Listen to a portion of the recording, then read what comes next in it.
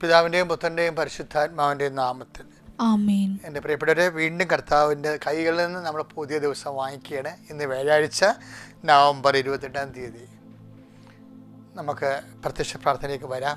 എല്ലാവരും ഭക്തിപൂർവ്വം പ്രാർത്ഥിക്കുക. ഓരോ പ്രത്യക്ഷ പ്രാർത്ഥനയാണ് ആ ദിവസത്തിന് വരദാനം.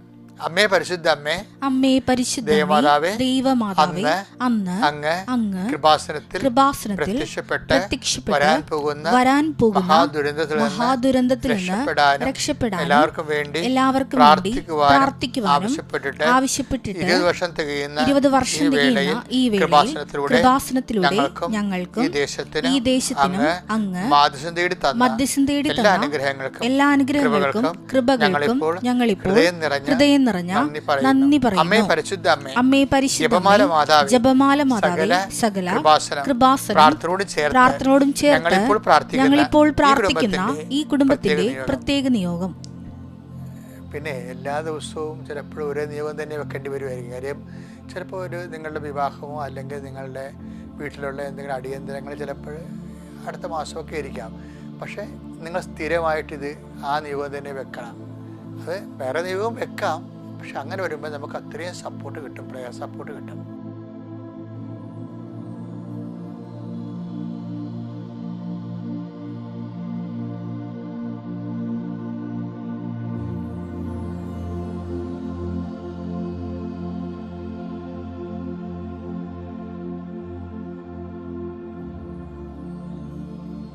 അമ്മയുടെ പ്രത്യക്ഷീകരണത്തിന്റെ ഈ ദ്വാദശക വേളയിൽ ഞങ്ങൾക്ക് സാധിച്ചു തരുവാൻ കനിയണമേ. വിശ്വാസ പ്രമാണം.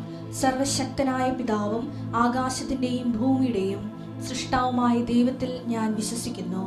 അവിടുത്തെ ഏകപുത്രനും ഞങ്ങളുടെ കർത്താവുമായ ഈശോമിശിഹായിലും ഞാൻ വിശ്വസിക്കുന്നു.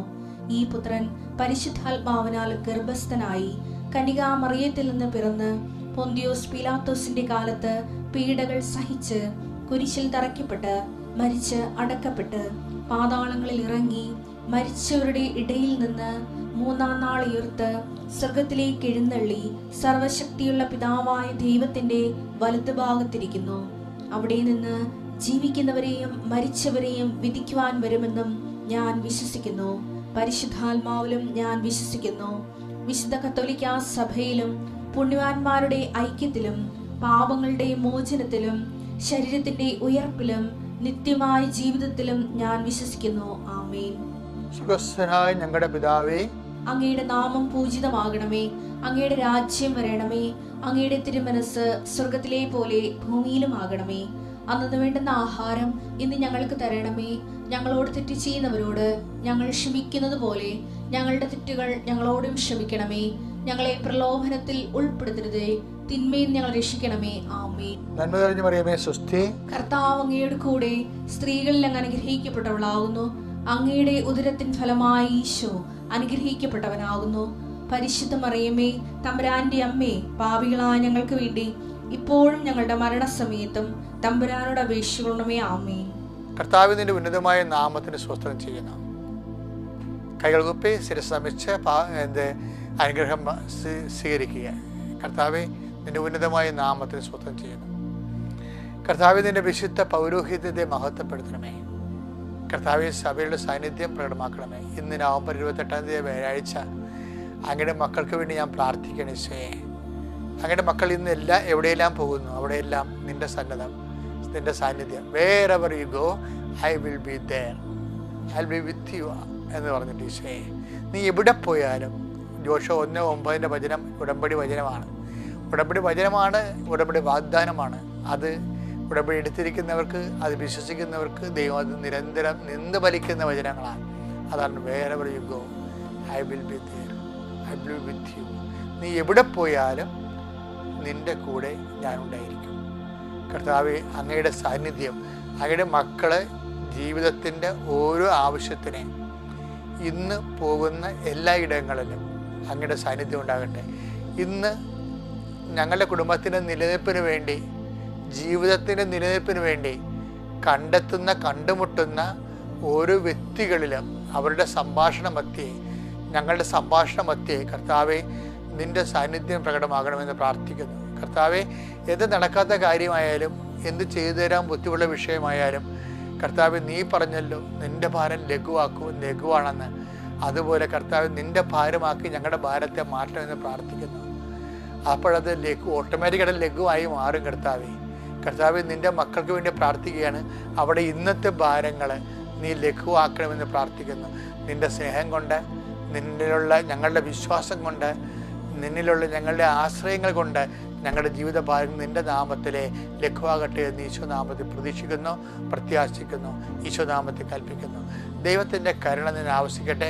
നിൻ്റെ തീരുമാനങ്ങൾ, ഇന്നത്തെ ദിവസത്തെ തീരുമാനങ്ങൾ കർത്താവ് പൂർണ്ണമായി ഏറ്റെടുക്കട്ടെ എന്ന് പ്രാർത്ഥിക്കുന്നു. കർത്താവിൻ്റെ ചൈതന്യം നിങ്ങളിലേക്ക് ആവശ്യിക്കട്ടെ. അടിപ്പിടർ പോലെ വൈതാക്കാലം പോലെ ദൈവികമായ കർത്താവ് ഇരുണ്ടുപോയ മനസ്സുകളെ കർത്താവ് മനസ്സിന് വിഷമം ഉണ്ടാക്കുന്ന സാഹചര്യങ്ങളുള്ളവരെ, ജീവിതത്തെ ഹൃദയത്തിന് ഭാരമുള്ളവരെ, കർത്താവ് ആരും സഹായിക്കാനില്ലല്ലോ, ഞാൻ ഒറ്റയ്ക്ക് എന്ത് ചെയ്യും എന്ന് വിചാരിച്ചുകൊണ്ട് വിഷമിക്കുന്നവർ, അവരെല്ലാം നീ ശക്തിപ്പെടുത്തണം. അമ്മേ, പരിശുദ്ധ അമ്മേ, കുരിശിന് ചുവട്ടിൽ നിന്നത് ശക്തിയാലാണ് നിന്നത്, നീ ധൈര്യത്താലാണ് നിന്നത്. നിന്നെ ശക്തിപ്പെടുത്തി ധൈര്യപ്പെടുത്തിയ അതേ ആത്മാവിൻ്റെ ശക്തിയാൽ ഏത് കുരിശിന് ചുവട്ടിൽ നിൽക്കുന്നവരെ ഇപ്പോൾ ബലപ്പെടുത്തണമെന്ന് പ്രാർത്ഥിക്കുന്നു. എൻ്റെ കർത്താവിൻ്റെ ഉന്നതമായ നാമത്തിൽ, സഭയുടെ അധികാരത്തിൽ, കുരിശിൻ്റെ അടയാള ദൈവശക്തിയാൽ നീ ബലപ്പെടട്ടെ, നീ ശക്തി പ്രാപിക്കട്ടെ, നീ സൗഖ്യം പ്രാപിക്കട്ടെ, നിനക്ക് സമാധാനം കൈവരട്ടെ. Lord infuse the spirit of power and grace.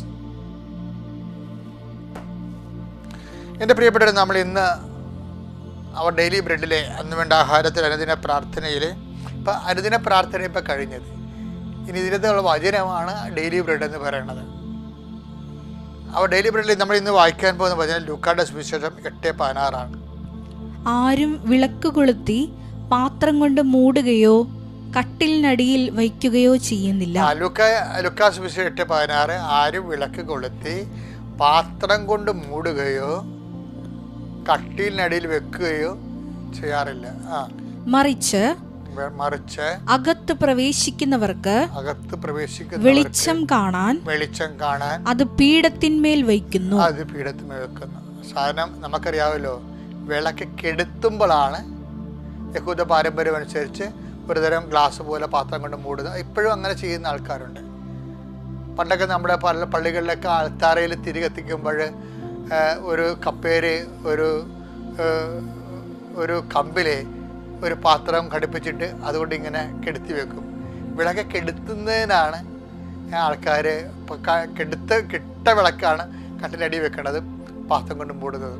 പക്ഷെ കത്തിച്ച വിളക്ക് അങ്ങനെയല്ല ചെയ്യേണ്ടത്. ഇത് നമുക്കിത് പ്രാധാന്യമായിരിക്കണം. എന്താണെന്നറിയാവോ? അത് 2014 എനിക്ക് ഇൻ്റർനാഷണൽ തമിഴ് യൂണിവേഴ്സിറ്റിയിൽ നിന്ന് ഡോക്ടറേറ്റ് കിട്ടിയിട്ട് ഞാൻ മധുരയിൽ നിന്ന് നേരെ പോകുന്നത് വാടിപ്പെട്ടിയിലൂടെയാണ്. വാടിപ്പെട്ടി ചെല്ലുമ്പോൾ അവിടെ അമ്മ സന്നിധാനത്തിലേക്ക് പലയിടത്ത് കയറാൻ എനിക്ക് ഒത്തിരി കൊതിച്ചാണ് അവിടെ ചെന്നത്. എത്രയോ ജപമാല ചൊല്ലി മധുരയിൽ നിന്ന് വാടിപ്പെട്ടി വരെ ജപമാല ചെല്ലിയിട്ടും അവിടെ ചെല്ലുമ്പോൾ എൻ്റെ സർവാംഗം തളർന്ന് ഞാൻ നിന്നുപോയി. അകത്ത് കയറാൻ ഒത്തില്ല. ഞാൻ പുറത്ത് നിന്നു. എൻ്റെ ജീവിതത്തിലൊരു ഇതുണ്ട്, നിങ്ങളോട് ഞാൻ പല പ്രാവശ്യം അത് പറഞ്ഞിട്ടുണ്ട്. അപ്പോൾ ഞാൻ പുറത്ത് നിൽക്കുകയാണ്. നിന്നതിന് ശേഷം ഞാൻ ഉടനെ വിജയകുമാർ, തങ്കച്ചായനും ഒക്കെ അകത്ത് കയറി, സണ്ണിയൊക്കെ അകത്ത് കയറി നേർച്ച കിട്ടിയിട്ട് തിരിച്ചു വന്ന്. അപ്പോൾ എന്നോട് ചോദിച്ചു നേർച്ച ഇടുന്നില്ല ചോദിച്ചപ്പോൾ പറഞ്ഞു എനിക്കകത്ത് കയറാൻ അനുവാദം ഇല്ല എന്ന് പറഞ്ഞു. കാര്യം അമ്മ എന്താ പറഞ്ഞു വെച്ച് കഴിഞ്ഞാൽ ഇതിനേക്കാൾ വ്യക്തമായിട്ടും പുഷ്പം പോലെ പൂ പോലെ വെളിച്ചത്തിലാണ് നിൻ്റെ മുമ്പിൽ ഞാൻ പ്രത്യക്ഷപ്പെട്ട സമയഘടികാരവും നെഞ്ചിൽ ചാർത്തിക്കൊണ്ട് ദൈവിക ദൗത്യം കാണിച്ചു തന്നത്, ദുരന്തമുണ്ടാകാൻ പ്രാർത്ഥിക്കണമെന്ന് പറഞ്ഞത്. നീ 10 കൊല്ലമായിട്ട് അമ്മ അനങ്ങിയിട്ടില്ല. അപ്പോൾ 2004 സംഭവിച്ചതല്ലേ. സഭയെ പേടിച്ചും പൊതുജനങ്ങളെ പേടിച്ചും ഞാൻ മിണ്ടാകണ്ടിരുന്നു. എൻ്റെ പ്രൈവറ്റായിട്ടുള്ള കോൺഫറൻസിലൊക്കെ പറയണമെന്നല്ലാതെ ഇന്ന് കാണുന്ന പോലെ വ്യാപകമായ ഒരു രീതി പറഞ്ഞില്ലായിരുന്നു. അപ്പോൾ ഞാൻ ഓർത്ത് എന്തുകൊണ്ടാണ് എനിക്ക് അകത്ത് കയറാൻ കഴിയാതിരുന്നതെന്ന് ചോദിച്ചപ്പോൾ ഞാൻ കാറിലിരുന്ന് വചനം എടുത്ത് അന്ന് കിട്ടിയ വചനമാണിത്, ലൂക്കാ 8:16. ഞാൻ അപ്പം തന്നെ ജോമോണിലെ നമ്മുടെ മീഡിയയിൽ വിളിച്ച് പറഞ്ഞു ഇങ്ങനെയൊരു സംഭവം നടന്നു. എന്താണ് വിളിച്ച് പറഞ്ഞത്? അതായത് വിളക്ക് കൊളുത്തി ആരും പാത്രം കൊണ്ട് മൂടാറില്ല. അപ്പം ഞാൻ 10 കൊല്ലം പാത്രം കൊണ്ട് മൂടി വെച്ചിരിക്കുകയായിരുന്നു. പിന്നെന്താ പറഞ്ഞത്? കട്ടിൻ്റെ അടി വെക്കാറുമില്ല, കെടുത്ത്. അപ്പോൾ മാതാവിൻ്റെ പ്രത്യക്ഷീകരണം കെട്ട വിളക്ക് പോലെയാണ് ഞാൻ സൂക്ഷിച്ചത്. കർത്താവ് പറഞ്ഞു അത് എല്ലാവർക്കും പ്രകാശം കാണാൻ വേണ്ടി ദീപപീഠത്തിന്മേൽ വെക്കണമെന്ന്. അപ്പം ദൈവം നമുക്ക് നൽകിയിട്ടുള്ള എല്ലാ നന്മകളും മറ്റുള്ളവർക്ക് വേണ്ടി ഉള്ളതാണെന്നാണ് എൻ്റെ സൂചന. അതുകൊണ്ടാണ് നിങ്ങളുടെ വെളിച്ചം മനുഷ്യരുടെ മുമ്പിൽ വീശട്ടെന്ന് കർത്താവ് പറയത്തില്ലേ. നിങ്ങളുടെ വെളിച്ചം, നിങ്ങളുടെ നന്മകളെല്ലാം അത് മറ്റുള്ളവർക്ക് നന്മയായിട്ട് വരണം. ചില ആൾക്കാർ മറ്റുള്ളവരുടെ മേക്കട് നിങ്ങൾക്ക് എന്തെങ്കിലും നന്മ കിട്ടിക്കഴിഞ്ഞാൽ 5 മാർക്ക് കൂടുതൽ കിട്ടിക്കഴിഞ്ഞാൽ എല്ലാവരുടെയും പറഞ്ഞു നടക്കും. എന്തിനാ കാര്യം? മറ്റുള്ളവർക്ക് അത് പാരയായിട്ട് വരിക. എന്താ കാര്യം? നിങ്ങൾ മറ്റുള്ളവരുടെ കേമന്മാരാണെന്നാണ്. ക്രിസ്ത്യാനിറ്റിയിൽ അത് നടക്കത്ത് വില പോകത്തില്ല. അങ്ങനെ ആൾ കളിക്കാൻ പറ്റത്തില്ല. കർത്താവ് പറഞ്ഞത് നിങ്ങളുടെ നന്മ വിളക്കുകൾ മനുഷ്യരുടെ മുമ്പിൽ വീശട്ടെ എന്നാണ് പറഞ്ഞത്. അതുകൊണ്ട് ഇന്നും ഒരു തീരുമാനം എടുക്കണം. നിങ്ങൾക്ക് എന്ത് നന്മ വന്നാലും അത് 10 മനുഷ്യർക്ക് നന്മ ഉണ്ടാകുന്ന രീതിയിലേക്ക് മാറ്റിക്കഴിയുമ്പോൾ കർത്താവിൻ്റെ വെളിച്ചം എന്നൊക്കെ ഞങ്ങൾ വന്നതിന് ശേഷം അമ്മ പെട്ടെന്ന് പ്രത്യക്ഷീകരണ പ്രാർത്ഥന ചൊല്ലി തന്നു. ആ പ്രത്യക്ഷീകരണ പ്രാർത്ഥന മാതാവിൻ്റെ രൂപമെടുത്ത് പീഠത്തിൽ വെച്ചിട്ട് അൾത്താരെ പ്രത്യക്ഷീകരണ പ്രാർത്ഥന തുടങ്ങി. അതിനുശേഷം 6 മാസം കഴിഞ്ഞപ്പോഴാണ് അമ്മ ഉടമ്പടി തന്നത്. ആ ഉടമ്പടിയാണ് ഇന്ന് ലോകം മുഴുവനും ഉള്ള ആൾക്കാർ ഒന്ന് ഉടമ്പടി എടുക്കാൻ വേണ്ടി ആശിക്കുന്നവരിലേക്ക് എത്രയോ ലക്ഷങ്ങളാൽ ദൈവം വചനത്തെ വളർത്തി വിശുദ്ധി നിലനിർത്തി സുവിശേഷം സാക്ഷികളാക്കി. അത് സുവിശേഷത്തിൻ്റെ സാക്ഷികളാകണം. അതാണ് ഇതിൻ്റെ മെയിൻ സംഭവം. നമ്മൾ എന്തൊക്കെ ചെയ്താലും നിങ്ങൾ ചെയ്യേണ്ട അമ്മയുടെ പ്രത്യക്ഷീകരണത്തിന് സാക്ഷിയായി എന്നെ മാറ്റണമേ എന്ന് പ്രാർത്ഥിക്കണം. എന്നിട്ട് നിങ്ങളുടെ നന്മകൾ മറ്റുള്ളവർക്ക് നന്മയാകാൻ വേണ്ടി നിങ്ങൾ അതിനുവേണ്ടി ബോധപൂർവ്വം പരിശ്രമിക്കണം. അപ്പോൾ കർത്താവിൻ്റെ വെളിച്ചം നിങ്ങളിലേക്ക് കടന്നു വരും. Have A good day.